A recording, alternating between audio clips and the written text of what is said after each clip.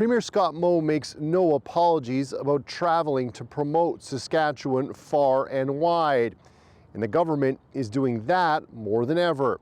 Recent filings for out-of-province travel expenses show the government spent more in 2022 than it did in the last normal travel year of 2019.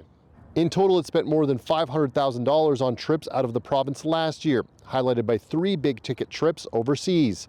The Minister of Trade and Export Development, Jeremy Harrison, spent more than $30,000 to go to Vietnam. Health Minister Paul Merriman's trip to the Philippines to recruit healthcare workers cost just over $28,000. And Minister of Advanced Education Gord Wyant spent more than $17,000 on a trip to Germany and France. This year, the government's on pace to outspend last year's travel expenses. In just the first 3 months of 2023, the government has spent more than $210,000 on out-of-province travel. The 3 most expensive trips were the Premier's trip to India, which hit nearly $57,000.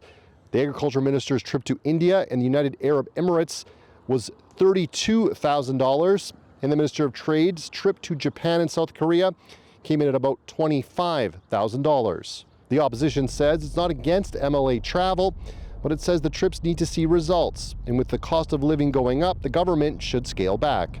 You know, while the Sask Party MLAs might find it justifiable, might find it fun to be flying internationally on the taxpayer dime, for the average person in Saskatchewan, they're not feeling the benefits of that. And I think it's fair to say that the Premier and his cabinet members should perhaps spend a little bit more time at home and see the reality that most people in the province are living with.